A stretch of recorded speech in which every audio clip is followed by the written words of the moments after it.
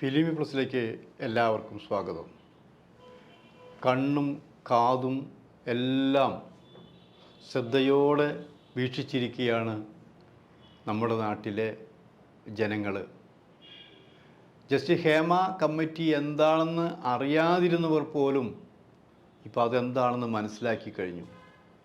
അത് മുഴുവനായിട്ടും പുറത്ത് വിടുന്നതിന് മുമ്പ് സിനിമാ രംഗത്തെ വമ്പൻ നടന്മാരെക്കുറിച്ച് നടികൾ പുറത്തുവിട്ട വാർത്തകൾ, അയ്യേ ഇവരൊക്കെ ഇങ്ങനെയാണോ എന്ന് ചോദിക്കുന്നൊരു സമൂഹമുണ്ട് ഇവിടെ. ഇവരെ ചിരിയും കളിയും എല്ലാം കാണുമ്പോൾ ഇവരൊക്കെ നന്മ വൃക്ഷങ്ങളാണെന്ന് മനസ്സിലാക്കിയവർക്കെല്ലാം തെറ്റുപറ്റിയിരിക്കുന്നു എന്നാണ് മനസ്സിലാക്കാൻ കഴിഞ്ഞത്. അതുമാത്രമല്ല, ഈ വിവാദമായപ്പോൾ ഇതിൻ്റെ ഉള്ളിൽ രഹസ്യം, ഈ റിപ്പോർട്ടിലെ എന്താണെന്ന് അറിയാൻ വേണ്ടി താല്പര്യമുണ്ടായിരുന്നു. ഇവിടുത്തെ മാധ്യമ പ്രസ്ഥാനങ്ങൾ, വ്യക്തികൾ എല്ലാം വിവരാവകാശ രീതിയിൽ ചോദ്യങ്ങൾ ചോദിച്ചപ്പോൾ കുറേ കിട്ടി.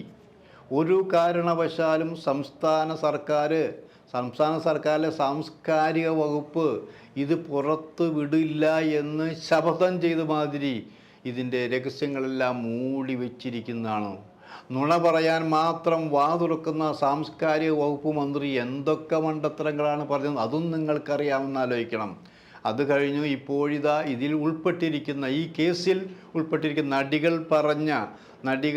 തുറന്നു പറഞ്ഞു, ഞങ്ങൾക്ക് ഇന്ന ദോഷകരമായ അനുഭവങ്ങൾ ഉണ്ടായി, അതിന് കാരണക്കാർ ഇന്ന ആളാണെന്ന് വ്യക്തമായി പറഞ്ഞിട്ട് പോലും, ഒരു കേസ് മാത്രമല്ല പല കേസുകൾ പറഞ്ഞിട്ട് പോലും ഇവിടത്തെ ചില വമ്പന്മാരെ തൊട്ട് കളിക്കാൻ, ഇപ്പോൾ മന്ത്രിസഭ മൊത്തം പറയാൻ പറ്റില്ല, സാംസ്കാരിക വകുപ്പാന്നതിൻ്റെ ആൾ അവർക്ക് തയ്യാറായിട്ടില്ല.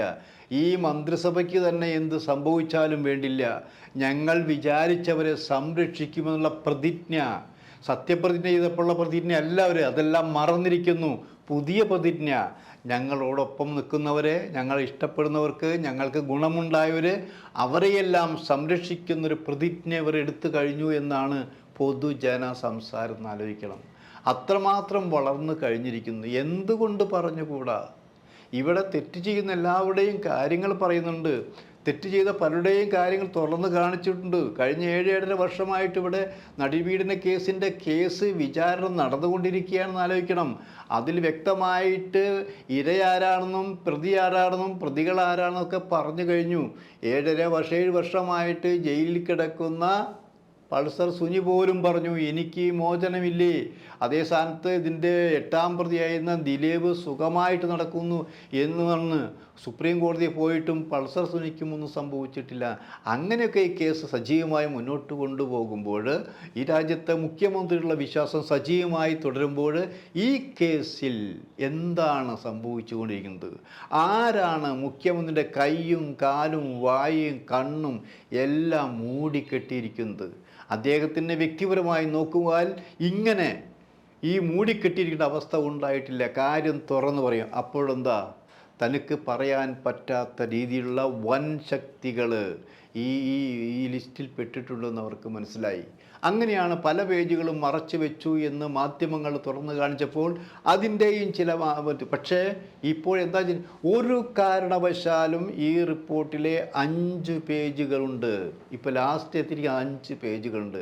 അത് 101 ആവർത്തിക്കാന്ന് പറയില്ലേ, ഇതെല്ലാം മാറ്റിമറിച്ച് ഇന്ന ആൾക്കാരെ വിടാം, ഈ റിപ്പോർട്ട് കൊടുക്കാം, അത് കുഴപ്പമുണ്ടാവില്ല എന്ന് പറഞ്ഞു. അത് പറഞ്ഞപ്പോഴാണ് കോടതി പോലും പറഞ്ഞിരിക്കുന്നു, ഈ ഫുൾ റിപ്പോർട്ട് ഒന്നും മാറ്റാതെ സീല് വെച്ച് കോടതിയിൽ എത്തിക്കണമെന്ന് പറഞ്ഞപ്പോൾ ആദ്യം നമ്മളടക്കം ചോദിച്ചു, അങ്ങനെ ചെയ്യുമോ, അങ്ങനെ സംഭവിക്കുമോ?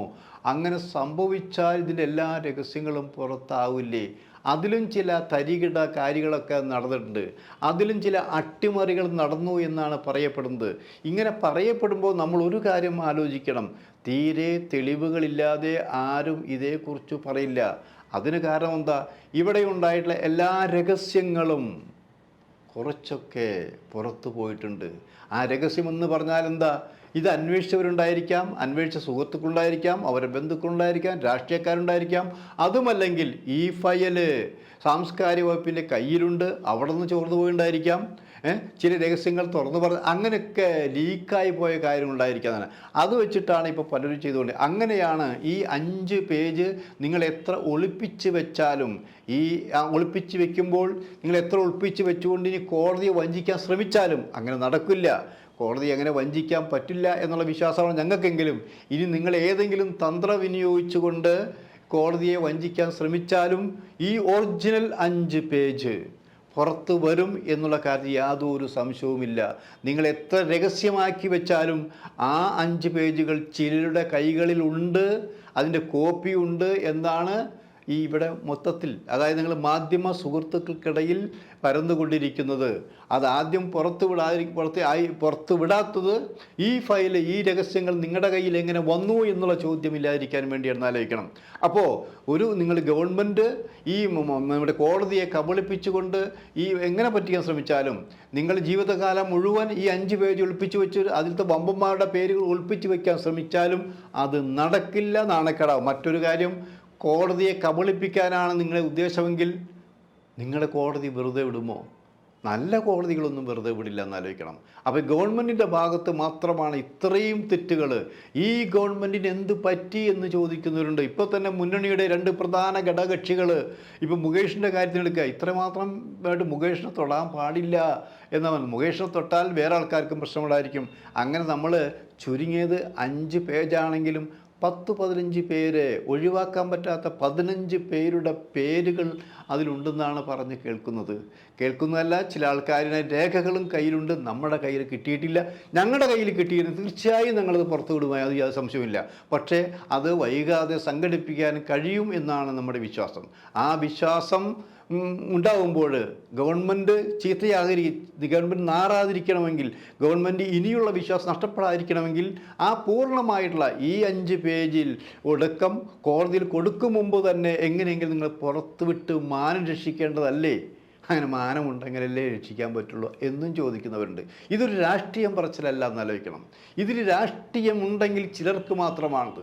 ഇത് ഇത്രയും വൃത്തികൾക്കെതിരെയുള്ളൊരു കൂട്ടായ്മയാണെന്ന് ആലോചിക്കണം.